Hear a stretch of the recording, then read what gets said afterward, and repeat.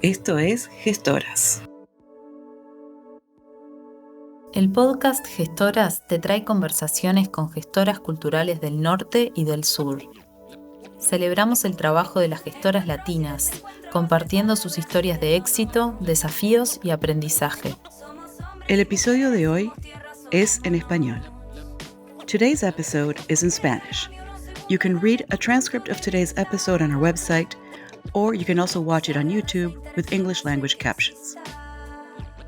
Ninosca Medel es directora de orquesta formada en la Universidad de Chile con magíster en interpretación musical con mención en dirección orquestal de la Facultad de Artes. Actualmente es directora titular de la Orquesta Filarmónica de Coquimbo y la Orquesta Sinfónica Infantil Metropolitana FOGI. Desde el 2019 forma parte del directorio de la Fundación Orquestas de Mujeres de Chile, organización sin fines de lucro que trabaja con mujeres intérpretes, compositoras, directoras, sonidistas y realizadoras audiovisuales en el área de la música docta. Paralelamente a sus funciones artísticas, ha sido referente chilena en la visibilización de las mujeres músicas de orquesta, directoras y compositoras, exponiendo en simposios con temática de género en Santiago, Valparaíso, Montevideo y Buenos Aires.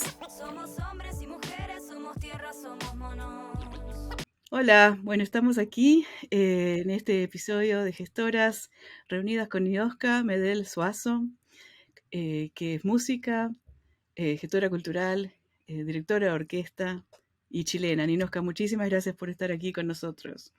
Hola, muchas gracias por la invitación, un gusto para mí poder estar con ustedes, Jimena y Cecilia.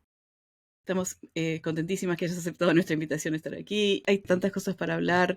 Sos una mujer joven, chilena, artista, que haya logrado tantas cosas y creado tantos espacios, que es de lo que se trata Gestoras también, ¿no? De crear espacios y jerarquizar el trabajo de estas mujeres increíbles que tenemos en latinas en los distintos continentes.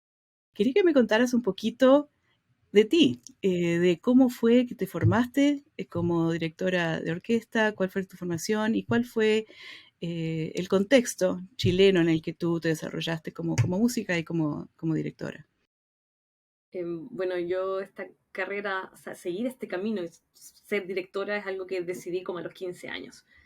Específicamente cuando me dijeron que no habían directores, o que había muy pocas. De ahí un tiempo después me mencionaron a la maestra Lilla Mayo de Brasil, y para de contar.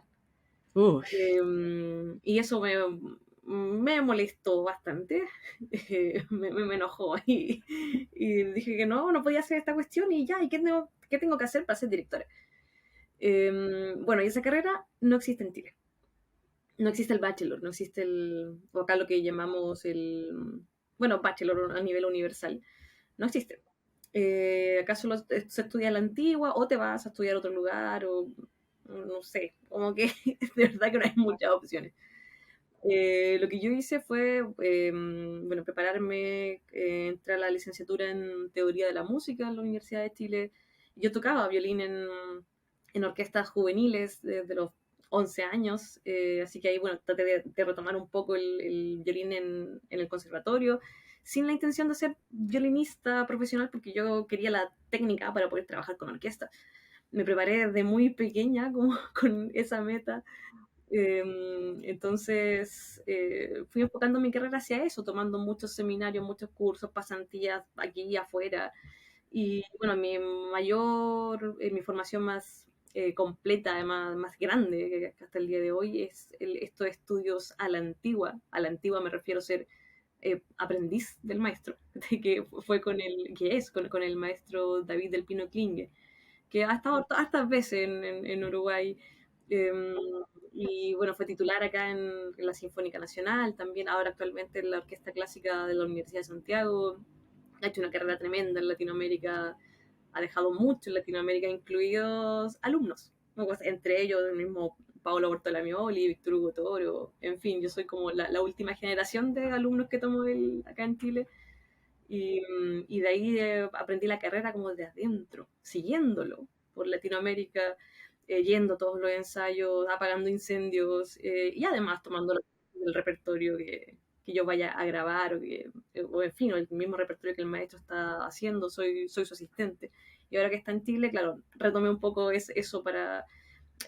bueno, es que esta es una carrera que no termina nunca, así que quiero continuar estudiando y ya, bueno, viendo posibilidades, ya estoy más grande, ya yo ahora terminé mi maestría en dirección de orquesta que se abrió en algún momento en la Universidad de Chile. Eh, y sí pretendo postular al concurso y ver más opciones para continuar bueno, aprendiendo y teniendo un mayor techo para yo poder aportar en las orquestas con las que trabajo. Pero entonces cuando tú sos como que directora de orquesta de nacimiento, ya lo tenías desde muy, muy temprano, entonces esa semilla y ese interés por llevar la carga a que no puede ser que no haya, ¿por qué no puedo ser directora de orquesta? ¿Por qué no hay estas mujeres? Y te hiciste en cierta forma, por lo que estás diciendo, al no existir una carrera formal, te hiciste tú el currículum, te hiciste tú buscaste tú la forma de hacer Claro. esa formación. Y en una carrera tan, por lo menos que parece de los que estamos de afuera, que es muy, muy clasista, muy machista, parece que tuviste la suerte de tener un maestro que te dio ese espacio, que te apoyó. ¿Es así o es diferente en Chile? ¿Hay más apertura para las mujeres? Yo creo que es así en todo el mundo, o sea, es inevitable. La orquesta en general, y lo digo de verdad con respeto, pero la orquesta sinfónica es un mamut. Es el conservadorismo puro, de verdad. A la orquesta sinfónica en general, no puedo hablar de persona a persona, pero en general a la orquesta no le gusta la gente que viene de abajo. A la orquesta le gusta mucho el eurocentrismo, todo desde el Ecuador hacia arriba prácticamente. No, es una realidad. Eh, Acá en Chile yo nunca he visto director o directora invitado o invitada de raza negra, por ejemplo.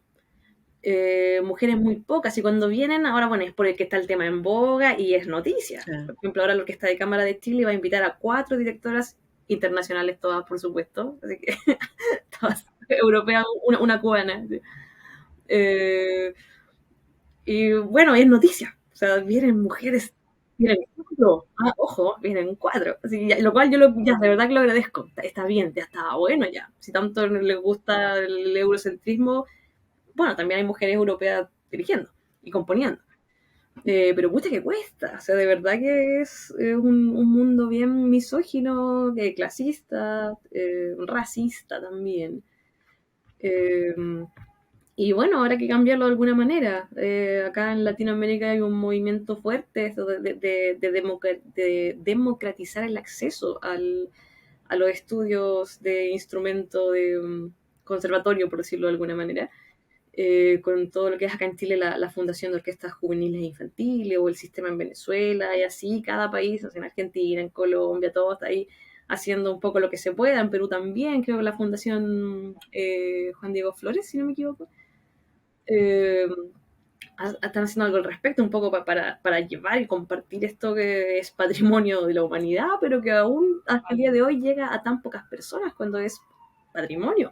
Es arte y es universal y yo creo que todos tenemos derecho a acceder al mismo. ¿Cómo fue para ti navegar estos espacios? Tú has logrado dirigir muchísimos conciertos, has formado instituciones, que vamos a hablar de eso en un momento. ¿Cómo navegaste tú esos espacios? ¿Cómo te cuidaste tú? Y cómo llevaste adelante ese tipo de desafíos?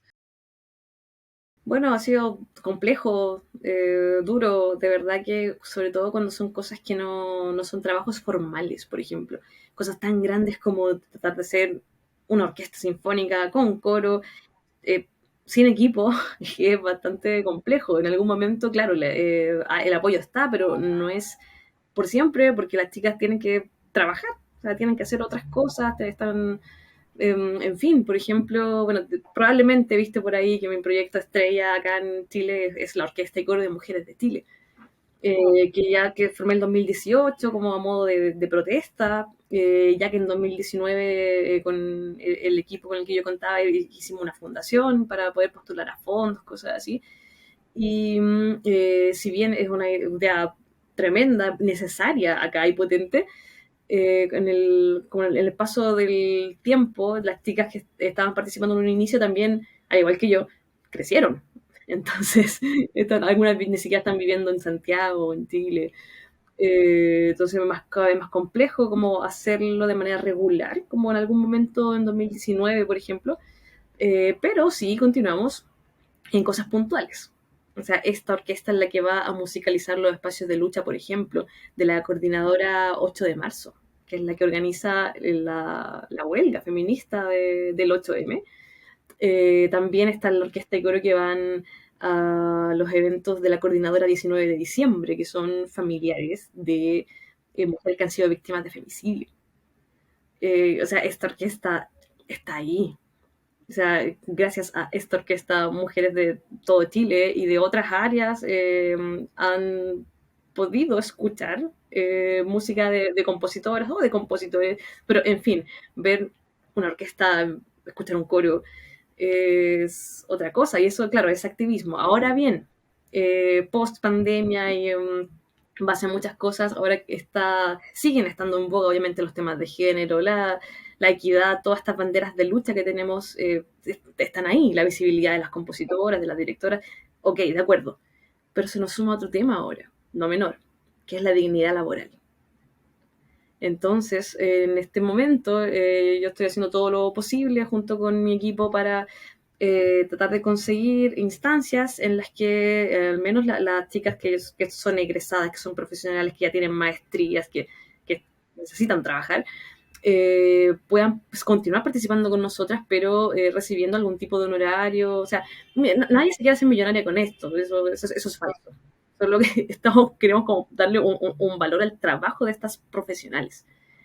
Sin cerrar la puerta a las chicas que siempre nos han apañado, que son las chicas que de repente tocaron en la Sinfónica Nacional Juvenil, pero estudiaron química, ponte tú, pero quieren seguir tocando de vez en cuando, o las que están estudiando en el conservatorio y quieren espacios de práctica, o mis mismas alumnas de dirección que necesitan espacios de práctica seguros donde puedan potenciar y, en fin, y prepararse para todo lo que viene después. Así que lo que tienen ustedes, o lo que tenés tú, es una versión muy sistémica, ¿no? De todo el proceso y todos los tipos de conexiones que se forman alrededor de la orquesta de mujeres.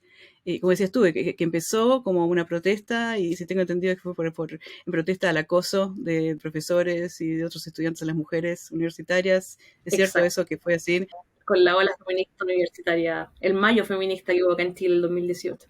Y que participaron mujeres no solamente de Santiago, sino de todas partes, de todas partes, ¿no? Se fueron aunando. Y si bien a lo largo del tiempo, como decís tú, la orquesta de repente, como fue constituida en un principio, no existe exactamente en esa forma. Exacto. O sea, sin dejar nuestra base, de que es el feminismo, que es una causa, que es una lucha, que es el activismo. No podemos dejar fuera, incluso del mismo feminismo, la dignidad laboral. O sea, nosotras jamás le pediríamos honorario, por ejemplo, a la coordinadora 8 de marzo. Pero si quieren un evento en algún distrito, en algún municipio donde hay recursos y cosas así, a mí me parece algo mínimo que se pueda considerar un honorario, un monto digno para las profesionales, al menos. Entonces, como que por ahí va en lo que yo quiero plantear en este momento a la orquesta y coro, también integrar agrupaciones de cámara, en fin, aprovechar estas instancias, por ejemplo, que tenemos personalidad jurídica, que podemos postular a fondos, que podemos hacer actividades formativas, y nexos también. Nosotras, por ejemplo, ganamos un fondo ahora que esperamos ejecutar en el corto plazo, que nos vamos a asociar con el colectivo Resonancia Femenina, que son las compositoras chilenas de la academia.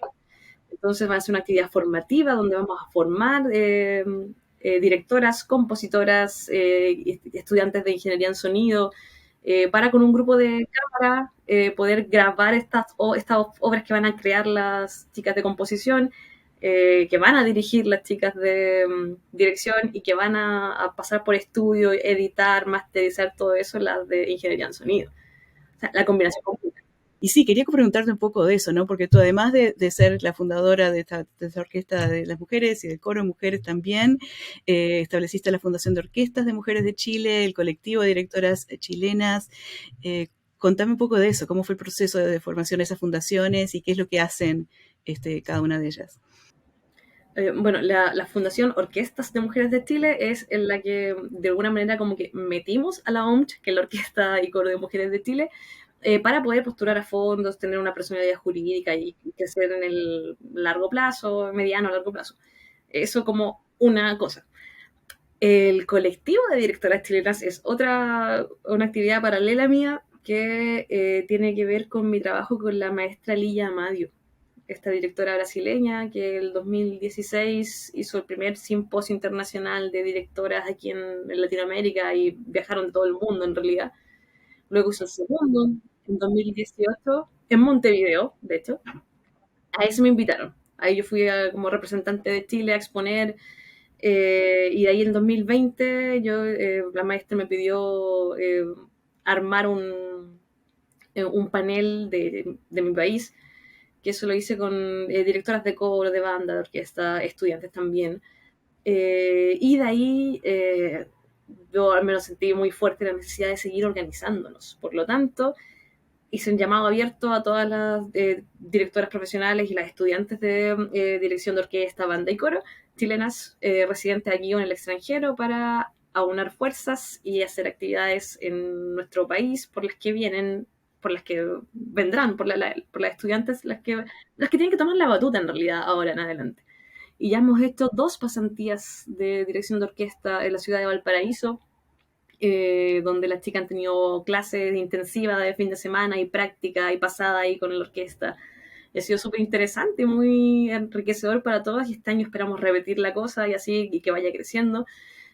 Porque son instancias necesarias. De verdad que quizás de afuera de repente la gente lo ve como, pero ¿qué están haciendo? O sea, si de repente igual hay un curso, pero ¿por qué no postulan al curso de la FOGI, por ejemplo? Y no es que no postulen, pero es que de verdad que falta ese espacio donde puedan tener una práctica segura, donde esta es una carrera súper expuesta. Eh, y de verdad que, bueno, yo a veces, no sé si lo viste en entrevistas, pero yo contaba como anécdotas que me ha pasado un montón de veces. Mira, yo me empecé a autodenominar directora, si no me equivoco, el 2018. Yo llevaba estudiando, mi primer curso lo tomé el 2011. Antes, de hecho, yo a los 15, 16 años yo iba de oyente a los cursos de la chica, no podían pagarlo ni tampoco, o sea, me iban a recibir en ese entonces, pero estaba en el año 2008. Ahí yo empecé como con esto. 10 años después, ya trabajando como directora, siendo asistente en la orquesta del conservatorio, en fin, directora regional, ya, qué sé yo, ahí ya soy directora, habiendo formado la OMS, en fin. Y a veces, ese año, el siguiente, de repente yo iba a algún curso y claro, pues se me acercaba algún muchacho así joven, se me presentaba como, hola, ¿cómo estás? Yo soy tu colega, yo también soy directora. Y niños, o sea, no niños, pero jóvenes que iban como de oyente a ese curso. Uy, yo no sé dónde estaría con la mitad de esa personalidad y esa autoestima. Oh, me encanta. O sea, qué bien, qué suerte que ellos la tengan, pero a mí me costó mucho. Y a mis colegas mujeres también. O sea, decirse directora para nosotras es una responsabilidad, algo fuerte. De verdad, estas personas pero ha pasado, o sea, perdón por generalizar, pero que así lo he vivido yo, o sea, puros varones que van a un curso, yo también soy directora. Oh, cosa que para mí era como impensada. Sí, no, ya eso creo que es universal, ¿no? Porque hay un estudio que también, si lo encuentro, lo voy a poner en los enlaces de esta entrevista, que hay un estudio que se hizo sobre el sentimiento que tienen las personas sobre su nivel de expertise, ¿no? De conocimiento de un campo, y que los hombres en general no necesitan sentirse expertos, o con mucho menos formación, se sienten mucho más confiados en ocupar ciertos lugares, y que las mujeres buscan ser expertas antes de ni decir una palabra y entrar, entrar en ese espacio, ¿no? Y eso es un poco lo que estás diciendo tú, que de repente un muchacho con mucho menos formación, eso ya se siente director, pero para una mujer cuesta mucho más decirlo porque también hay toda esta oposición y duda y falta de apoyo que hace que una duda de sí misma también, Claro, ¿no? a mí me comentaban hace un tiempo atrás amigas mías de otras áreas, como del área de los negocios, de las ingenierías, sobre estudios, pero ya no me acuerdo bien, de verdad que tendría que buscar la fuente por ahí, pero pero que decían que como que los puestos laborales estaban llenos de varones infracalificados y de mujeres sobrecalificadas para los puestos. Ya, impresionante, así de verdad que, oh, ya, qué atroz. ¿Cuándo te diste cuenta tú que además de ser directora de orquesta, eras una gestora cultural? ¿Cuándo fue, o fue simultáneo? Que no solamente era estar delante de la orquesta, pero sino también crear todo esto, gestar todo esto. No me di cuenta hasta que un amigo como de otros trabajos que tienen que ver como con política me presentó a la gente como ella es directora de orquesta y gestora cultural. ¿Yo qué? Así, ¿no? ¿Por qué voy a ser gestora cultural? Sí, es que acá, bueno, está lleno de gente que, claro, que es gestor cultural porque se ha abierto harto campo, un poco con negocio también por ahí, de por medio de las entidades educativas de diplomado en gestión cultural o de magíster o cosas así. Entonces, para mí, ellos son los gestores, ellos tienen los estudios y cosas así, yo como que lo hago nada más. Entonces, yo no tengo ningún estudio de gestión cultural, lo que pasa es que acá, bueno, para poder ganar, por ejemplo, los fondos del Ministerio de Cultura, hay toda una técnica, un truco aquí, hay que saber hacerlo bien. Entonces, eso es lo que prácticamente te enseñan en estos diplomados o magíster. Yo nunca he tomado ningún curso de eso. Entonces, hago lo que puedo, he ganado fondos de repente, así por probar. Eh, pero, o sea, hasta el momento, bueno, con el equipo que tengo, las cosas que hemos postulado, así como la que te mencioné hace un rato, son muy interesantes, creo yo, como para dejarnos fuera, porque no lleva la firma de alguna gestora o gestor cultural con título, como que están bien fundamentados, yo creo que por ahí va la cosa, y es necesario, es interesante, y, y bueno, nunca hemos postulado fondos así como tan para todo lo que proponemos. La verdad es que nuestros precios que damos al ministerio son bastante bajos, entonces como que no tienen por dónde decirnos que no. Pero por ahí va la cosa. Yo no, o sea, me dijeron gestora como el 2021. Hay gente que es un gestor cultural natural, ¿no? Que lo tiene adentro, lo sabe, y como decís tú, muchas veces los programas te enseñan a navegar el universo de gestión cultural, de financiamiento, de mercados, etcétera, pero algo tenés que estar haciendo bien, Enoja, porque este, algo bien estás haciendo porque sí, y las ideas son muy originales, muy buenas y tienen sentido. ¿Cómo es el entorno de financiamiento cultural y de apoyo cultural en Chile? ¿Quiénes son los que apoyan la cultura y cuáles son en general los procesos o los tiempos que tú manejas? Mira, acá cuesta harto, cuesta bastante, como en todo el mundo, me imagino, como en toda Latinoamérica. Para ganarse los fondos hay que justificar todo, hay que trabajar mucho más de lo que uno pone en el precio, lamentablemente así. Y es a puro pulso. O sea, acá hay tremendos proyectos, por ejemplo, en el que yo estoy trabajando actualmente, donde soy directora titular de una orquesta profesional, la Orquesta Filarmónica de Coquimbo, al norte de Chile. Ese fondo que se ganaron, con ese fondo están haciendo pero maravillas, desde una orquesta y una banda infantil, conciertos educacionales, conciertos para la tercera edad, y un montón de cosas, y además este elenco profesional para hacer actividades en la ciudad durante el año, pero es mucho trabajo y nada nos garantiza que ese proyecto se vuelva a ganar el próximo año. Entonces es tremendo, o sea, imagínate si no lo ganan por a veces motivo. O sea, todo ese trabajo así como que queda en el aire con niños, con profesionales detrás, con todo eso. Es tremendo, de verdad que... Sí, muy precario e incierto.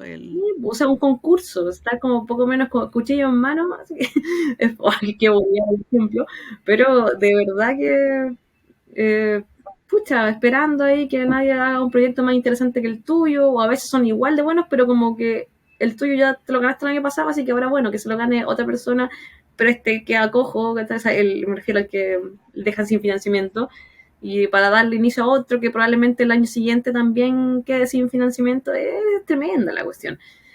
Hay una ley acá de donaciones culturales que puede funcionar, pero todo es justificable. O sea, que acá nadie te pasa dinero así como ya hagan algo. No, tú tienes que pedir, por ejemplo, incluso con esa ley para algo puntual. Así como vamos a hacer tal y tal cosa y planificar eso y gestar ese proyecto y todo, ya es un trabajo de semanas, de meses, que nadie te lo paga.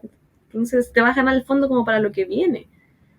Entonces, de verdad que es súper sacrificado, como que, o sea, yo de verdad que admiro y respeto mucho la labor de mis colegas, sobre todo en Latinoamérica en general, en todo orden de cosas. O sea, acá hay mucha gente, tremendos artistas, tremendos gestores, peleándola día a día porque esta cuestión continúe, porque crezcan los fondos, porque sean mejores repartidos, porque los buenos proyectos se mantengan, no solo se les financie una vez y ya listo, si ya se ganaron una vez el fondo, así que ya está.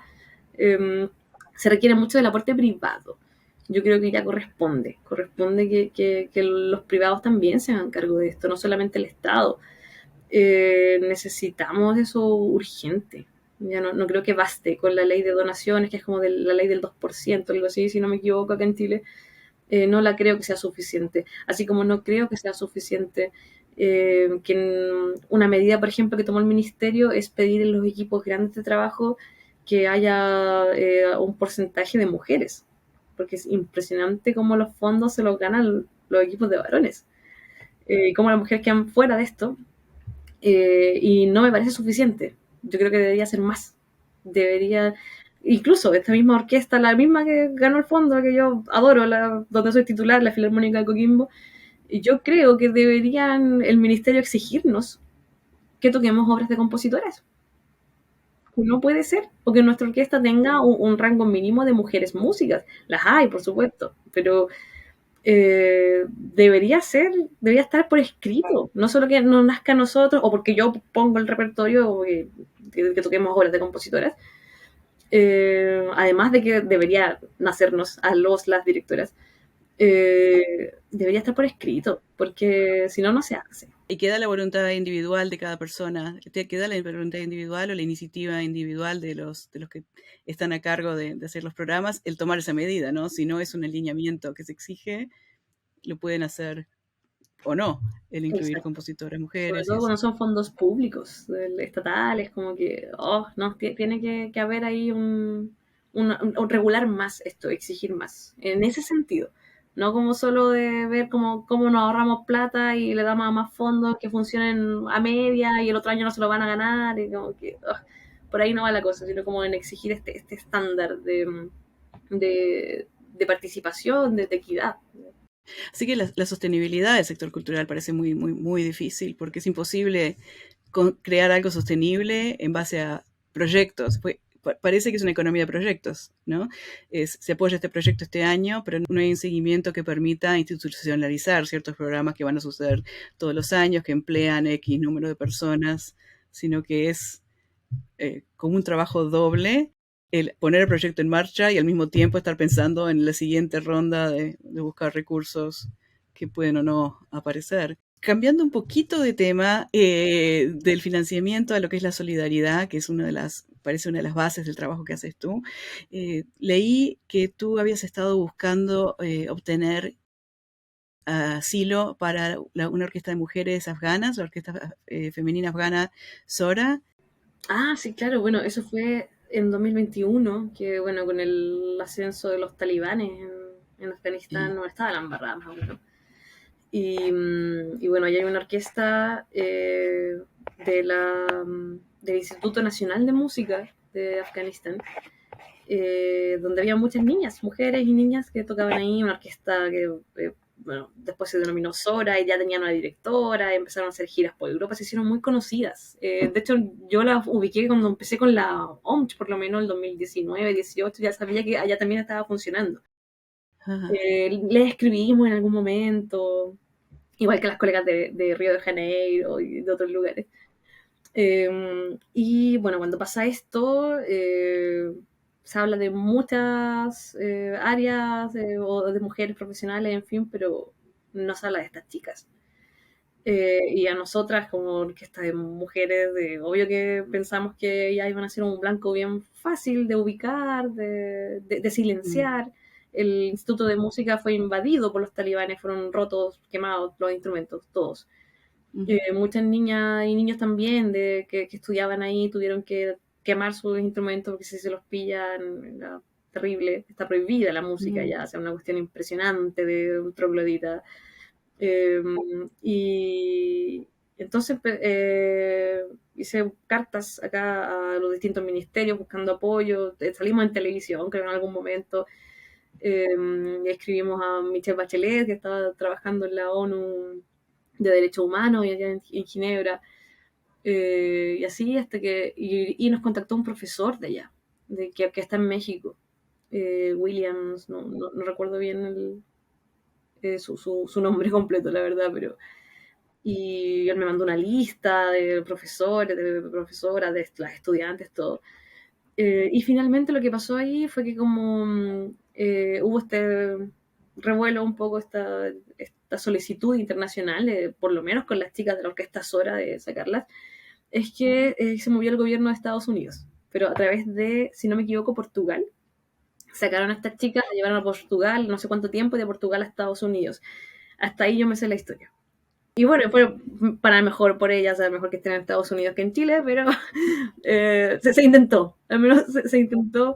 Y claro, o sea, quedaba gente, ¿sabes? Ese profesor me comentaba, pucha, o sea, me escribía de repente a ver si había una posibilidad de algo, porque igual había profesores con su familia, o sea, músicos también allá que de todas maneras querían salir. Pero acá es difícil como hacer algo político con gente que es menos visible, y es una pena. Es una pena. Quizás, o sea, costó lo de la Orquesta Sora, pero no fue imposible porque eran chicas relativamente conocidas. Pero todo el resto del edificio, el Instituto Nacional de Música, eh, pucha, lo que pasa Sí, se en perdieron. todo orden de cosas, es una pena. Y acá en Latinoamérica, bueno, ya tenemos acá una crisis migratoria con nuestro país Sí. hermano, acá en Venezuela, está la embarrada, como decimos aquí. La frontera acá entre Chile y Perú está tremenda la cosa, con gente que quiere una oportunidad, que quieren pasar a alguno de los países, y es tremenda la crisis humanitaria que hay. Entonces, la verdad que a mí o sea, yo de verdad que tenía muchas ganas que trajeran acá a gente, a chicas del Instituto de Música de Afganistán, por supuesto que sí, pero no deja de darme pudor también ver con todo lo que estamos lidiando actualmente en claro, en nuestra región latinoamericana. Y tú has incursionado también en la política, ¿no? Como parte de tu compromiso social. ¿Te has postulado a candidata a concejala? Sí, eso fue también el 2021. No, es que, bueno, yo acá milito en un partido político hace años atrás, y nunca me postulé a cargo ni nada, porque no, yo tengo toda una vida paralela, no de política dura, sino que haciendo política misma, social, cosas así, a través de mi carrera. Pero esa vez, en el municipio en el que yo vivo, teníamos un problema de corrupción y de el conocido narcomunicipio. Uy. ¿Qué pasó, sabes? Uy. Que te prometo que casi que no hubo vecino que no se postulara a cargos, porque teníamos que, acá funciona el sistema de Hunt, que es por listas que van acumulando votos, y las listas que más acumulan votos suben a uno o dos candidatos quienes fueran. Las listas son de máximo de 8 personas. Por lo tanto, si una lista tiene 5 personas inscritas, es muy difícil que consiga los votos. ¿Qué pasó? Que esta persona, el narcoalcalde y toda esta gente metieron, no sé cómo, pero casi que en toda la lista tenían gente. Uf. Estos tentáculos que tienen ellos. Uh-huh. Y como vecinos, te prometo que llenamos casi toda la lista. Sí, pero desde del color político que fuera, hasta la derecha, me dado lo mismo. Así como de todo con tal de sacar a este gallo que estuvo preso un tiempo, ahora está con arresto domiciliario. Y, y no, fue tremendo. Yo no iba con ninguna intención de ganar nada. Yo por tiempo no pude hacer tanta campaña, pero lo pasé bien en parte. También pasé susto, no te lo voy a negar. O sea, nosotros nos llegaban amenazas, iban a funarnos donde estuviéramos haciendo campaña con mi equipo, con mis compañeros de lista. Era tremenda la cuestión, de verdad que había mucho miedo. A mí, en mi cuadra, de un día para otro se llenó de pancartas y letreros del ahijado que era candidato a concejal también, del alcalde, conocido ya. Mira, él iba con estas tobilleras de los presos, cuando te estás libre, Hacer campaña. con esa tobillera él iba a la municipalidad antes. O sea, ese nivel. O sea, él trabajaba igual en la municipalidad. Era una cosa tremenda. ¿Sí? Pero lo lograron sacar con esta estrategia. Y con abogado. Tuvimos que declarar fraude. Tuvimos que denunciar fraude. Se repitió la elección en algunas mesas para que finalmente ahí la verdad que nada, pues, entre los vecinos como ponerse de acuerdo, cambiar los votos, finalmente salió alcalde el que no iba en mi línea, pero ya, ¿qué importa? Eh, Por lo y menos sacar a lo peor. claro, y el de la tobillera tampoco entró al consejo municipal. Pero ellos también con estrategia, una estrategia tremenda, porque el de la tobillera, esta segunda vuelta que hubo, sacó muchos más votos que los que tuvo la primera vez. Porque pues salieron a hacerle campaña, o sea, a pedirle ahí a la señora a cambio de plata, de favores, y la cuestión es tremenda. Y, pero por eso, ¿no? Yo si me necesitaba, yo iba a estar. Bueno, Niroca, sé que nos queda poquito tiempo, así que te quiero hacer unas preguntitas, las preguntas finales. Una es, si hay una joven por ahí de 15 años que se está dando cuenta que quiere dirigir una orquesta en Chile, ¿qué consejo, además de que se acerque al colectivo de directoras chilenas, qué otros consejos le darías a ella hoy? ¿Qué le aconsejas que haga para hacer que su sueño sea realidad de ser directora de orquesta? Bueno, que estudie mucho, que se ponga como sea a tocar piano y a tocar algún instrumento de cuerda frotada para ayer, urgente. Eh, y que tomen la mayor cantidad de cursos que pueda, porque si bien hay bachelors en el resto del mundo, ninguno te acepta de cero. Es increíble. Pero está bien que así sea. O sea, siempre tienes que pasar pruebas y ya tienes que estar dirigiendo. Entonces, o sea, es raro entrar a un bachelor donde tú no sé, no tengas nociones de técnica de dirección. Eso es raro. En ningún lado partes de cero. Eh, entonces, ellos ya esperan esta experiencia. Yo aconsejo dirigir todo lo que se pueda, tomar todos los cursos que se pueda, todos los seminarios. Si te invitan a dirigir un cuarteto de cuerda, vas nomás, Ahí como sea. estás. La experiencia es brutal. Estas horas, estos minutos de vuelo que le llamo yo en el podio, son súper necesarios.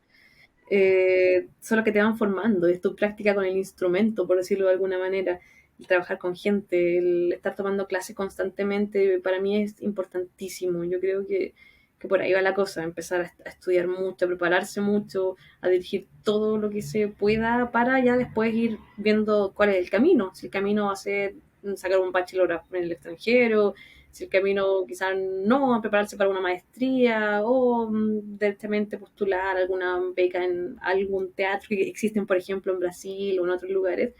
Bueno, está bien, cada uno se irá formando como pueda, cada uno va haciendo su camino. Pero sí que hay que prepararse bien y hay que a estudiar harto. Yo aconsejo de verdad irse a estos dos instrumentos ya, así para ayer. Bueno, y Ninoja, tenemos para concluir, tenemos al final de cada episodio de Gestoras, le pedimos a la gestora con la que estamos hablando que deje una pregunta planteada para el banco de preguntas de gestoras, que después se lo preguntaremos a alguna futura invitada, pero antes te vamos a ofrecer la pregunta que dejó planteado el colectivo Polen de Uruguay. Ellas dejaron como pregunta, ¿cómo te involucras en los procesos creativos de un proyecto? Yo me meto en todo. Yo me meto en el programa musical, si es que vamos a hacer que las chicas, por ejemplo, de la orquesta, del coro, hablen entre medio de las obras, me meto en qué van a decir también. Eh, me meto en todo. Sí, en el afiche, de verdad. Yo soy así, yo lo aprendí de esa manera. Trato de delegar, pero no siempre se puede.